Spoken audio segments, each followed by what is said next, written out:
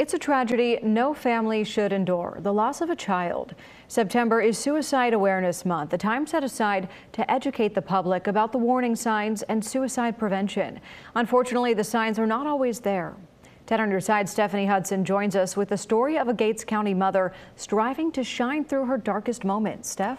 Lena, it's a difficult story to hear and an even more difficult one to tell. It's been 4 years since Crystal Foster lost her son. Anguish, guilt, fear of judgment all kept her from sharing what happened until recently. She's talking now to create change. To my beloved son, AJ, I loved you for your whole life, and I will miss you for the rest of mine. Unless you've lost a child, you cannot know the pain. Like my whole world just kind of shut down at that point. The Foster family photo collection portrays a happy bunch of rambunctious boys and a loving mom and dad. We've always been just very family-oriented. Family dinners every night, no phones at the table. Their middle, AJ, was an honor roll student and competitive athlete with a grin that gripped the hearts of folks in rural Gates County, where the family lives on a farm. They had room to run, even when in the spring of 2020, the world was on COVID lockdown. My husband and I were still working every day. Me as a nurse, he works for a septic tank company, so those are the businesses that didn't close down. May 4th, Crystal Foster finished a shift, drove home, and into indescribable horror. And I could just see him. He was laying in my floor, and like I screamed as I reached the corner. She didn't see the gun at first. AJ was later pronounced dead at the hospital.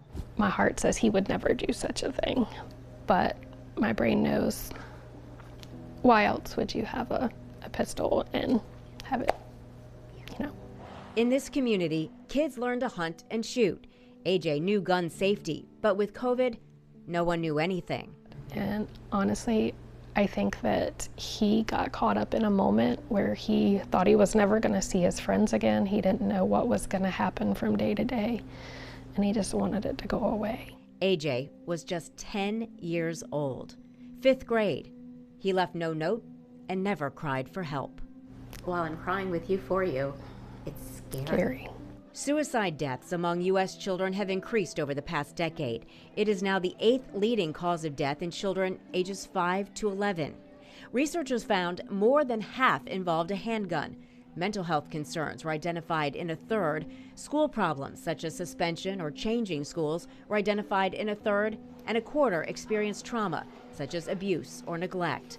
But a study out of the UK shows suicide in young people can happen without warning, as suicidal ideas may develop rapidly in this age group. In my mind, since it's such a mystery to me, like I just started digging in and trying to learn everything I could about mental health. Realizing her rural community lacked resources, Foster founded Shine Through, Grin Like AJ. The foundation brings mental health-based programs to school. I know that I would never, be able to save everyone, but if I could save one parent from having to go through what we've gone through, it would mean the world to me. Foster also wrote Finding Purpose in the Darkness, a mother's journey through child loss. Your absence has left a void that nothing can fill, but your memory remains a guiding light in my darkest moments. Her hope is to help others shine through. At the end of the day, I'm just a grieving mom who wants her son back. Shine Through is hosting a fundraiser later this month. The Daniel Jordan Band will play at Eason's Crossroads Ballpark in Gates County. There'll be food trucks there as well. You can get tickets and learn more about Shine Through's foundation and suicide prevention resources on wavy.com. Stephanie Hudson, 10 on your side.